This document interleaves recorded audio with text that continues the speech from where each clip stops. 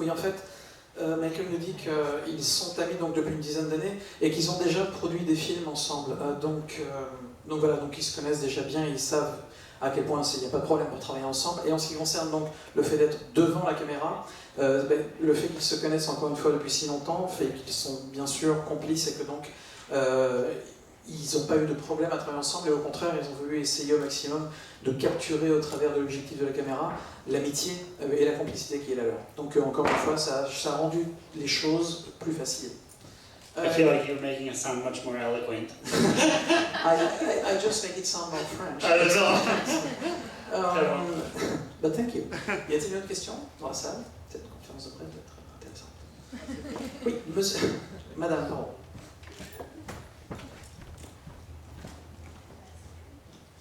Bonjour et bravo pour votre film. Moi je voulais saluer la réalisation que je trouve exceptionnelle, notamment au niveau des plans séquences. Je voulais savoir comment ça s'était passé sur le tournage et combien de temps ça avait duré.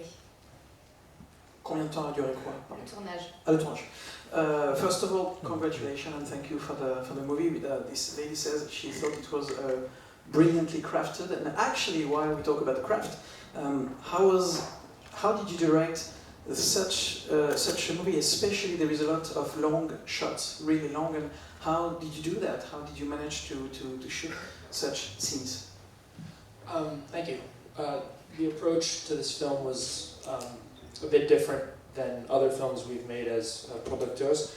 We rehearsed for every scene. We had a full day of rehearsal, and we treated it almost like a play, like theater, where the camera and the actors would all rehearse together, and we would block and we would dial the pace and the timing in to a point where we felt like the film was edited the way we wanted to be edited, and the mise en scène all worked together in the way that we had in our heads. And then the following day we would perform, and we would give all the performance and try to get the take, because it's a bit different where normally you're changing the angle and you're setting up for different shots and you're just trying to march through the day. This was really about prepare, and then get one shot. And if you get the one shot, then you know you have it. If you don't, then you just destroy the film. Yeah, it brought in incredible focus for everyone, the camera team and the actors, because 12 minutes into the scene, an actor has their first line. And so everyone was so focused and intense, and I think it helped the process in a way because everyone knew, these scenes had to go as single takes. Le réalisateur nous dit, Michael nous dit qu'ils ont produit beaucoup de films et cette expérience sur ce film-là était assez différente de l'expérience qu'ils ont eue sur les autres films qu'ils ont produits, puisque donc c'est une de leurs premières réalisations. Et il nous dit en fait que comme effectivement il y avait pas mal de séquences qui étaient donc des plans séquences, donc des séquences assez longues, et bien pour chacune de ces séquences-là, en fait, il y avait une journée entière de répétition. Et lorsqu'on répète une séquence de 10, 20, 30, 40 secondes, une minute, lorsqu'on la répète entièrement pendant une journée entière, à un moment donné, on sait tout, quoi. On sait où est-ce qu'on va poser la caméra, on sait comment ça va se passer. Et finalement, quelque part, il gagne du temps. Parce qu'il nous dit, sur un tournage plus classique, il faut changer toutes les 2 secondes, changer l'emplacement de la caméra, les lumières, etc. Alors que là, finalement, voilà, quand ils arrivaient sur le plateau de tournage le lendemain des répétitions, tout était clair en tête, ils savaient exactement ce qu'ils devaient faire, où est-ce qu'ils devaient se placer, donc ça a été assez fluide. Et ça a été une expérience finalement plutôt agréable. Et car il nous dit que toutes les personnes qui étaient impliquées dans chaque plan séquence, donc évidemment les comédiens, mais tous les techniciens, le caméraman, etc., étaient tellement concentrés, savaient tellement au millimètre près, au poil près, savaient ce qu'ils devaient faire, où est-ce qu'ils devaient se placer, qu'encore une fois, tout a été de manière assez fluide et que c'était un tournage finalement plutôt facile. Oui, merci. Une autre question, madame ici. Bonjour, d'abord bravo pour ce beau film. Tout au long du film, il y a plein de références françaises, des personnes françaises au début du film, des chansons françaises, des films français. Vous maîtrisez un peu le français. Du coup, je voulais savoir un peu quel était votre attachement à ce pays. But I guess you understand the question, but I will translate it because I'm paid for that. First of all, congratulations on your movie, it's a great movie. a beautiful movie, said the lady. And she saw in the movie a lot of references to French culture. I mean, there are French people in the movie and French songs as well. Also, we talk about French movies. And obviously, you do master quite a bit the French language. So maybe you can talk to us about your relationship to France. Well, we have always loved French cinema, and this film, as we were crafting the story, became more and more of a bit of a love note from two American guys to French cinema. And you know, my relationship to French culture is always evolving. I have French family, and I've dated a French girl, and so it's sort of I think a lot of times as Americans we have this romanticized version of a lot of things, and love being one of them, and I think sometimes that coincides with French culture, and probably in a artificial way or in a way that maybe isn't real. And I think when we were writing and this idea of cycling and love and all these things, and wanting to present it at the beginning of the film as this romanticized idea that are in these two guys' head, and then removing the romanticism of that and having it be maybe not real, it felt right to sort of ground the film in what their perspective of French culture and life and cycling and love were. And I think that was where we came from. Yeah, I think for us, we consumed a lot of French cinema when we were in the writing process and listened to a lot of French music. And really the songs that we chose were the ones we loved that weren't impossible to purchase, because you guys have some great famous music that we couldn't take. But I think we consumed a lot of French cinema, and especially, you know, there were Truffaut in some of those. There's this like brutal honesty in the way that they deal with their characters, where it's just on the table. It's, you know, a guy shows up at the beginning of the movie and it's like, I love her, and I'm in love with her, and then you're like, oh wow, now we get to have fun. And so I think we wanted to copy that kind of an idea where everyone was just blunt and forward, and it made for a more interesting movie. Le réalisateur nous dit qu'ils ont toujours aimé le cinéma français, ils ont toujours été plongés dans cela. Lorsqu'ils ont décidé de faire ce film, lorsqu'ils ont construit l'histoire petit à petit, ils se sont rendus compte qu'en fait ce qu'ils étaient en train d'écrire, c'était quelque part un peu comme une lettre d'amour, une déclaration d'amour envers le cinéma français.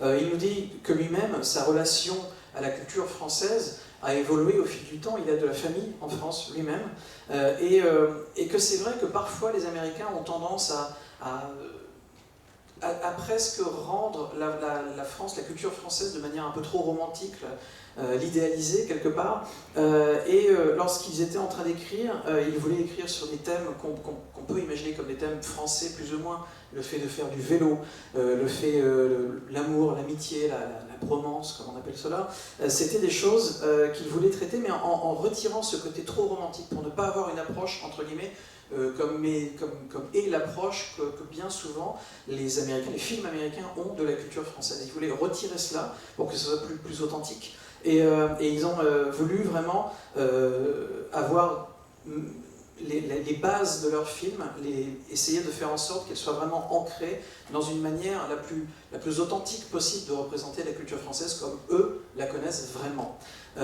Et Kyle nous dit par rapport à ça que, encore une fois, lorsqu'ils ont préparé le film, ils ont écouté beaucoup de musique française. Ils ont regardé énormément de films français également. Alors la musique française, ils avaient envie de mettre plus encore de musique française que cela dans le film, mais ils se sont rendus compte que bien souvent, les chansons françaises, la musique française, ça coûtait un peu cher d'acheter les droits. Donc, voilà, ils ont essayé d'acheter d'autres trucs à la place, mais c'était pas toujours possible de mettre exactement les morceaux qu'ils voulaient dans le film, parce que voilà, il y a une limite à cela en termes de finances. Et en ce qui concerne les films, eh bien, la référence dont Kyle nous parle principalement, c'est François Truffaut, les films de François Truffaut, et également l'honnêteté brutale, la brutalité presque de l'expression des sentiments des personnages français dans les films français. Par exemple, au début du film, quand il dit je l'aime, etc. Enfin voilà, autant de choses qui font que, voilà, c'est la manière dont ils ont abordé leur personnage lors de l'écriture du film, qui, ils espèrent, est plus authentique encore une fois, que ce que l'on peut voir dans la majorité des films américains qui se passent en France ou qui évoquent la culture française. Une autre question? Monsieur. Ah, madame. Ensuite, monsieur. Oui, en fait, Ah, c'est pas petit. donc en fait, ils ont produit donc le film. Est-ce que c'est une vraie volonté de produire ou est-ce que finalement c'était compliqué ou voilà, ils avaient peut-être pas envie de chercher des producteurs? Why did you produce the movie yourself? Was it because it was, easier for you to do, or was it because you didn't want to even try to find producers? Or can you talk to us about the financing of the film? Go ahead. We produced the film by ourselves because we couldn't find anyone who, not who we could trust, but like,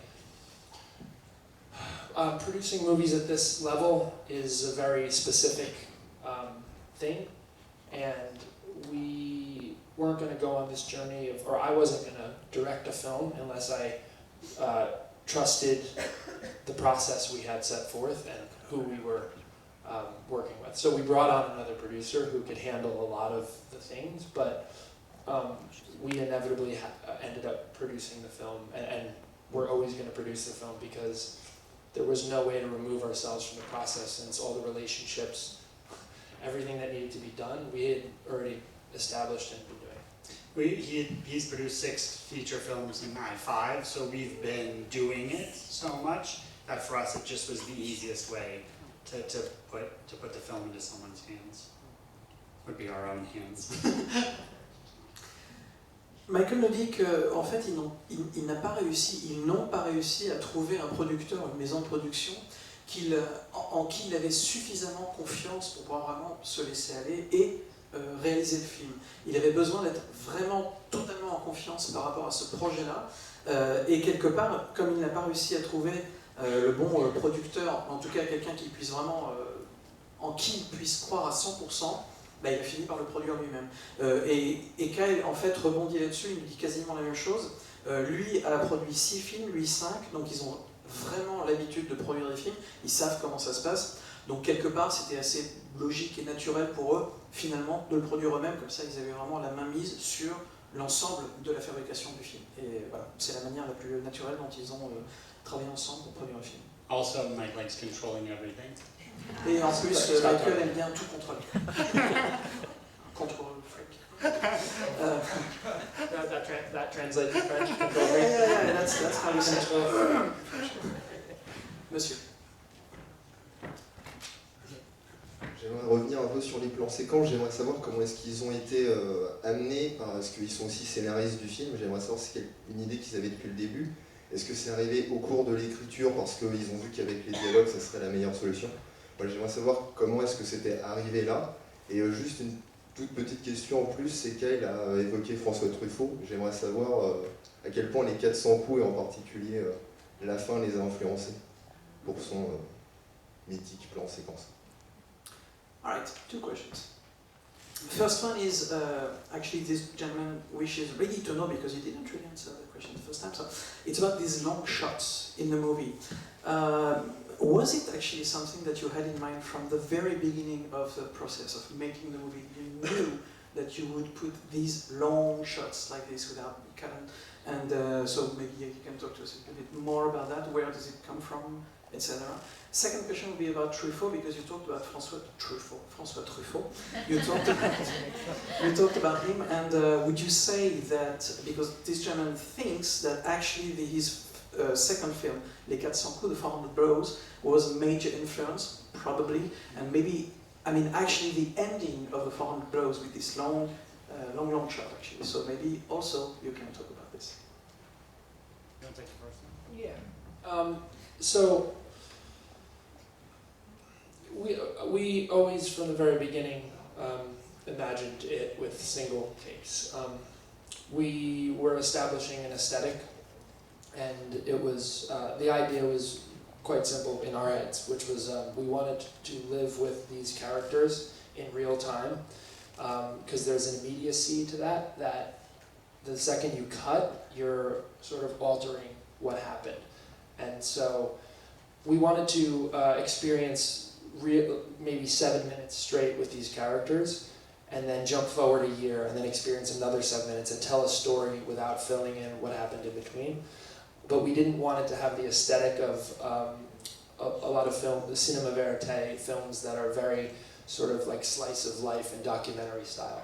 So the goal really was to find camera motivation and motivation for all the characters to sort of dance in front of the frame, so that the cinematic techniques we used felt deliberate and intentional, but we didn't cut. And we always knew that we had the option to cut, but what we found by putting those constraints there is that we found creativity within that. We found a lot of just things that we wouldn't have found otherwise if we had all the tools of cinema. And then, Let him say the thing, otherwise he's I gonna... like challenging his French skills. It's okay, no problem. En fait, oui, l'idée des plans séquences était une idée, effectivement, qu'ils avaient dès le départ de la conception du film, parce qu'ils voulaient que le spectateur vraiment ait l'impression de vivre avec les personnages pendant des laps de temps assez longs, vraiment l'impression. Ils voulaient qu'il y ait un sentiment d'immédiateté, que tout soit presque en temps réel, vous voyez, un peu comme 24 heures chrono. Donc ils voulaient vraiment qu'on ait ce sentiment, et donc parfois ils voulaient même faire un plan séquence de 6-7 minutes, et puis tout à coup on coupe et on passe à une séquence qui se passe 1 an plus tard, sans forcément vouloir remplir le trou d'1 an qui se passe entre les deux séquences en question, faire en sorte que le spectateur l'imagine de lui-même. Donc c'était vraiment quelque chose qu'ils voulaient faire, mais en même temps ils ne voulaient pas avoir l'esthétisme de ce qu'on appellerait le cinéma vérité, c'est-à-dire pas une esthétique de documentaire, caméra à l'épaule, etc. Non, mais les plans séquences, vraiment construire un plan et puis laisser les personnages, entre guillemets, faire leur propre chorégraphie à l'intérieur de ce plan séquence-là, ça c'était quelque chose qu'ils voulaient faire, c'était l'esthétique qu'ils voulaient pour le film en fait depuis le départ, pour trouver finalement, se poser ce genre de contraintes, un peu comme de Loubapo, c'est-à-dire se poser ce genre de contraintes et arriver à trouver des systèmes créatifs, une créativité qui naîtrait de cette contrainte-là. And you want to add something? I was going to say, in regards to the 400 blows, for sure that played a part in our subconscious. I don't think we necessarily took anything shot for shot except what we took in the Pierre Tax film, which is in our movie, which we got the rights to, which is on the film, which we did that same shot in the wedding, because we loved that shot so much. But I think we were consuming so much in such a wide variety, you know, Agnes Varda, we were doing everything we could in the whole spectrum of French cinema, and it, I think, more subconsciously influenced us through the writing process and into the filming than it did us saying we're going to take this one shot and try and replicate it. Yeah, I think from a tone standpoint, Pierre Etex, the way he would use moments would be dramatic with characters, and then he would bring comedy into it very quickly, was influential to us in terms of the feel of the film, but the aesthetic itself we didn't directly draw yet. Oui, Kyle nous dit effectivement que, puisque vous parlez des 400 coups de Truffaut, enfin, puisqu'on en parlait, puisque vous posez une question sur les 400 coups, ça nous a influencé, nous dit-il, mais c'est plutôt une influence inconsciente, quelque part. Parce que malgré 1 ou 2 plans qui se retrouvent dans le film, parce qu'ils ont réussi à avoir le droit de mettre des plans, mariage notamment, en dehors de ce genre de choses très précises, l'idée, l'esthétique des 400 coups les a influencés, mais encore une fois, ils n'ont pas voulu imiter les plans scène par scène, etc. Ils n'étaient pas dans ce trip-là. Donc quelque part, la manière qu'avait Truffaut de filmer notamment ce film-là les a influencés, mais encore une fois, sans doute de manière inconsciente.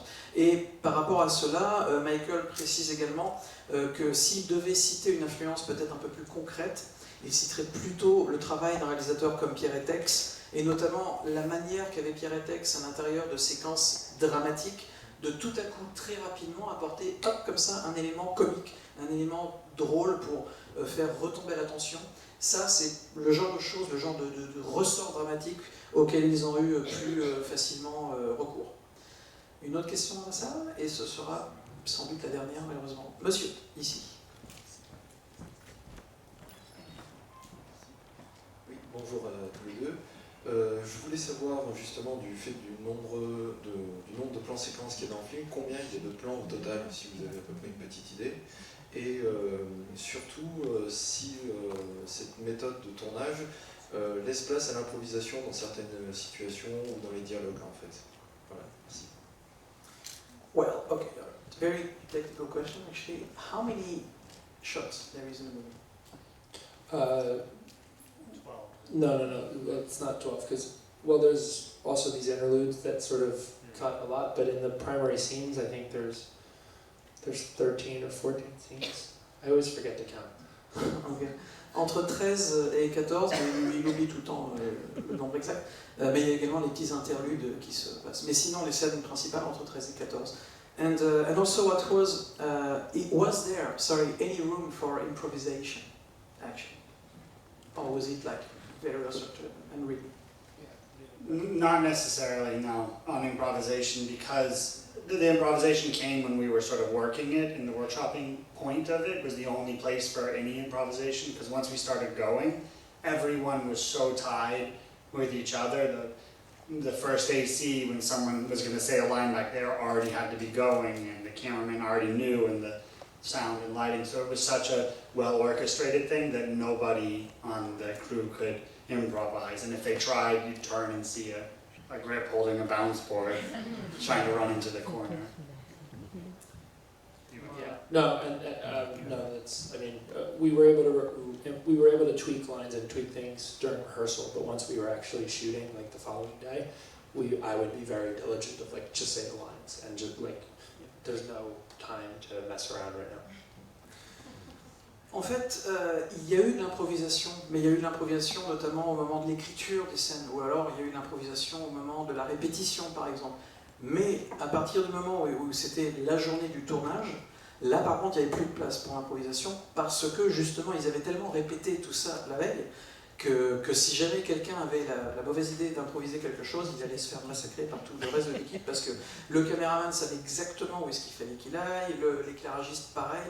Donc si tout à coup on mettait tout ça par terre, ça se serait pas très bien passé. Donc encore une fois, non, le tournage en lui-même, pas eu d'improvisation, mais c'était beaucoup plus libre au moment de l'écriture, donc la veille de chaque tournage, du tournage de chaque séquence. Et cette conférence de presse est terminée. The press conference is now over. Thank you very much.